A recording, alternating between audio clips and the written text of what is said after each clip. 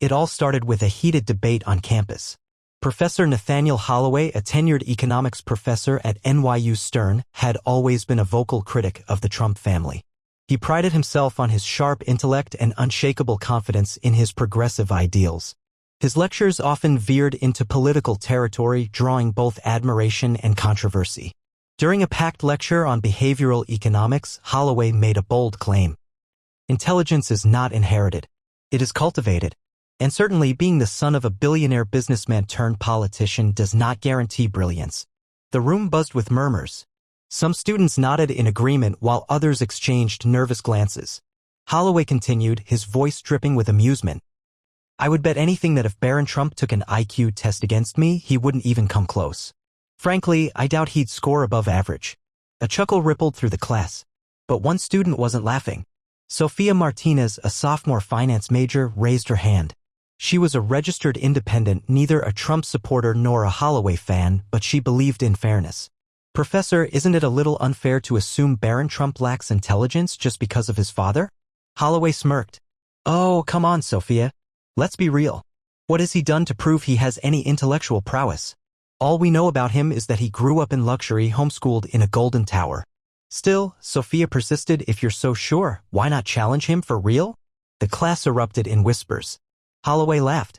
Are you suggesting I actually take an IQ test against the president's son? What are the odds he would even accept? Sophia shrugged. You never know. Why not tweet it out? See if he responds. The challenge had been thrown. That evening, Holloway, still entertained by the absurdity of the idea, typed out a tweet. I hear a lot about Barron Trump's so-called intelligence. If he's really as brilliant as some claim, I challenge him to an IQ test. Let's put it to the test, no scripts, no handlers. Just raw intellect. What do you say at Barron Trump? He chuckled, hit send, and forgot about it. What happened next, he never saw coming. Professor Holloway didn't expect much from his tweet. It was just another jab, a casual provocation to entertain his students and followers. But within hours, it exploded. The tweet was picked up by political commentators, meme pages, and media outlets across the country. The left-wing media praised Holloway's boldness while the right-wing platforms mocked his arrogance. And then something unexpected happened. Barron Trump responded. Unlike his father, Barron had always maintained a low profile. At 18, he had avoided political controversies, focusing instead on his education. But this challenge had reached him, and he decided to reply in the most direct way possible. His tweet was simple. I accept. That was it. 2 words. No bravado, no insults, just pure confidence. The internet went into a frenzy. News networks debated whether this was a publicity stunt or a genuine intellectual showdown. Political analysts speculated on what it meant for the Trump legacy. Late-night comedians cracked jokes about an Ivy League professor risking his career against an 18-year-old. Holloway, however, was amused. He still didn't believe Barron had a chance. In his mind, he was about to make history, not just by proving his point, but by publicly humiliating the Trump name. The media circus began. Debates raged on TV and online. Was Barron Trump truly intelligent? Was this even a fair contest? NYU Stern offered to host the event in one of its auditoriums, but Barron's team proposed a neutral venue, the New York Public Library. It was agreed that the test would be administered by a panel of independent psychologists specializing in IQ assessment. A date was set. Saturday, 3 p.m., 1 week from now. Holloway's colleagues at NYU were thrilled. His students were buzzing with anticipation. The professor himself basked in the limelight, giving interviews where he confidently stated, Look, I respect that Barron Trump accepted. That takes courage. But let's be real. This is an 18-year-old kid who has never debated in academic circles. He's been shielded from real intellectual discourse. I expect a solid effort, but in the end, reason and experience will prevail. Meanwhile, Barron Trump remained silent. No interviews, no additional tweets. Just one response. I accept. The nation was watching. As the day of the test approached, bets were placed. Political analysts weighed in. Some said Barron was doomed. Others whispered that the Trump family wouldn't have allowed this if they weren't sure of his capabilities. Holloway, for all his arrogance, started feeling a tiny flicker of doubt. What if he had underestimated the boy? The day had arrived. By 2 p.m., the New York Public Library was packed with reporters, students, and political analysts. The event had attracted nationwide attention, and networks like CNN, Fox News, and MSNBC had set up live coverage. Millions tuned in online, eager to witness what was being dubbed the ultimate intellectual showdown. Professor Nathaniel Holloway arrived in a sharp navy suit, his usual smug confidence on full display. He greeted reporters with calculated ease, flashing his practiced intellectual charm. "I'm glad Barron accepted. Win or lose, this is a good moment for public discourse. But let's be honest, this isn't going to be close," he told a CNN correspondent, flashing a smile. At exactly 2:50 p.m., a black SUV rolled up to the entrance. Secret Service agents stepped out first, scanning the area before the passenger door opened. Barron Trump emerged. At 6 feet 7 inches, he was an imposing figure, taller than most expected. Dressed in a simple but elegant black suit, he carried himself with calm poise.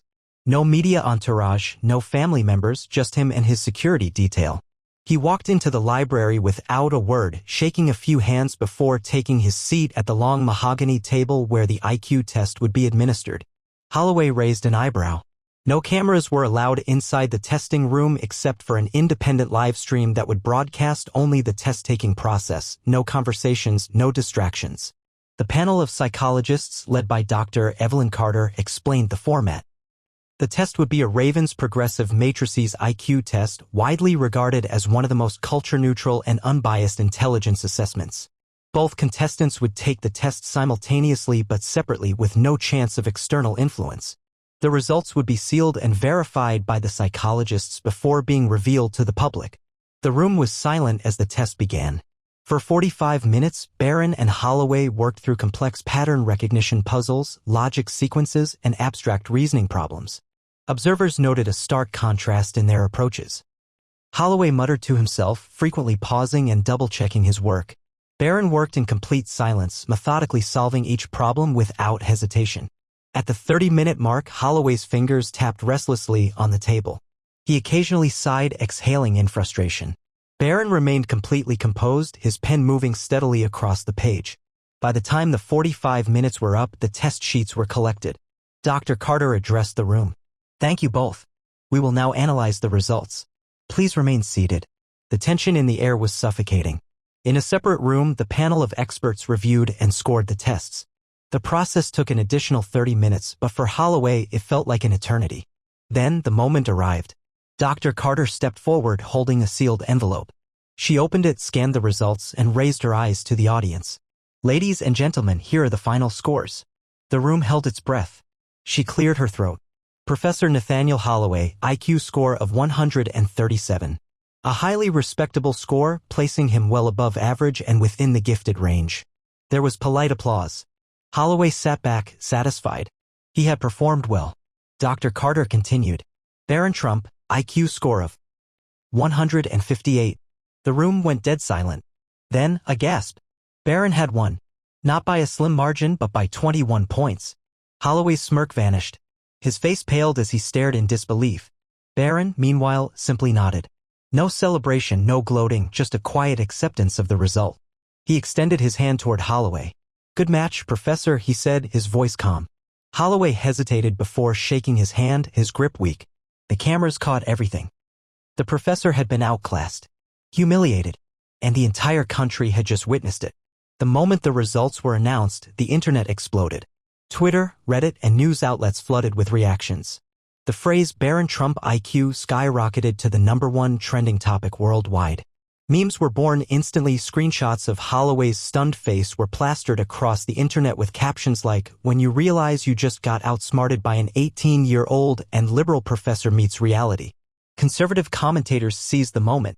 Tucker Carlson dedicated an entire segment to the event, saying, "For years, the left has mocked the Trump family, insisting they're nothing but out-of-touch billionaires. Well, today, the so-called elite intellectuals just got a wake-up call." The professor who claimed he could outthink Barron Trump was not only wrong, he was embarrassed on a national stage. On the other side, left-leaning media scrambled for damage control. Some questioned the test's legitimacy, others attempted to downplay the results, and a few simply ignored the story altogether. But the public had already made up its mind. At NYU Stern, Holloway's once loyal students were now whispering behind his back. His arrogance had been shattered and his credibility was in free fall. Walking across campus, he overheard students joking. Guess he's not the smartest guy in the room after all. His colleagues distanced themselves, some embarrassed by the spectacle, others outright mocking him in private. Things got worse when a clip surfaced from an old podcast interview where Holloway had smugly declared, "I don't just teach economics. I teach people how to think." That quote, when played side by side with his humiliating loss, became a viral sensation. As the days passed, NYU administration subtly began nudging him toward the background. His scheduled appearances on academic panels were canceled. Invitations to conferences dried up. He had become a laughingstock. Barron, on the other hand, handled his victory with quiet dignity. He gave no interviews, made no boastful statements, he simply returned to his studies. But his win had changed the narrative around him. For years, he had been dismissed as just the president's son, a background figure in the Trump legacy. Now he was seen as a prodigy, an intellect to be reckoned with. Elite universities, once reluctant to associate with the Trump family, suddenly expressed interest in Barron. Harvard, Stanford, and even MIT discreetly reached out. More surprisingly, high-profile figures in tech and finance, figures who had once avoided anything Trump-related, started seeing Barron in a new light. Was he the future of the Trump dynasty? Some even speculated, could Barron Trump one day enter politics? For now, he remained silent. But one thing was certain, he had earned respect. Holloway, desperate to salvage his reputation, appeared on MSNBC for an interview. "Look," he said, forcing a chuckle, "IQ tests are not the only measure of intelligence. This was one test, one day. I stand by my academic record and I will continue my work." But the damage was done. Viewers saw through the forced confidence. The internet never forgets, and Holloway's humiliation was now permanent. By the end of the week, a new nickname was trending online. Nathaniel 137 Holloway. The once proud professor had been reduced to a meme. And Barron Trump? He had just begun. Despite Holloway's attempts to regain dignity, the damage was irreversible. His lectures were now half-filled, and his once loyal students questioned his authority. Some even took to mocking his condescending past statements in class. The nickname Nathaniel 137 Holloway stuck. No matter how much he tried to move past the event, every online debate, every public appearance, and every article mentioning him referenced his loss to Barron Trump. As the months passed, NYU Stern distanced itself further. Holloway resigned from his full-time position under the guise of focusing on research, but insiders knew the truth: his career in academia was all but over. Meanwhile, Barron Trump had become an icon of unexpected brilliance. With the media storm still fresh, prestigious universities extended open invitations, but Barron declined them all. Instead, he quietly continued his education through independent study, occasionally attending private seminars with renowned economists, physicists, and AI researchers. His victory had shifted public perception. Even those who despised his father had to admit Barron was not someone to be underestimated. Rumors circulated that Silicon Valley billionaires were eager to court him into the tech world. Even Elon Musk tweeted, "High IQ, discipline, and no need for external validation. Barron Trump is one to watch." Speculation about his future grew. Would he go into finance? Technology? Politics? Or would he remain a mystery, brilliant but distant, refusing to be defined by his family's legacy? The press tried to get a statement from him, but Barron's only response was a short, cryptic message posted on social media. Winning one battle does not mean winning the war. Real intelligence is a lifelong pursuit. Months later, a major publishing house approached Professor Holloway with a book deal. The proposal? A memoir about his intellectual journey reflecting on the infamous IQ challenge. Holloway accepted, believing this was his chance to reclaim some respect. The book, titled The Illusion of Intelligence: Lessons from an Unexpected Defeat, was meant to be an introspective, philosophical exploration of intelligence. But when it was released, it flopped. Critics dismissed it as a desperate attempt at relevance. The internet shredded it apart and sales barely made a dent in the charts. Even worse, someone on social media clipped a passage where Holloway wrote, "Looking back, I should have never underestimated Barron Trump. His intelligence is undeniable." That sentence, just one line from his own book, became a viral meme. Barron Trump had not only won the IQ test but had forced his opponent to publicly acknowledge his superiority. A year later, the world had moved on, but the IQ showdown remained legendary. Holloway disappeared from public life, his name now synonymous with academic arrogance and misplaced confidence. Barron Trump became a symbol of quiet brilliance, respected even by those who once doubted him. The event was referenced in pop culture, debated in political circles, and analyzed in think pieces about intelligence, elitism, and media bias. And somewhere in the archives of the internet, the defining image of the event remained, a screenshot of Barron Trump's simple, unshaken response to the challenge. "I accept." The words that changed everything.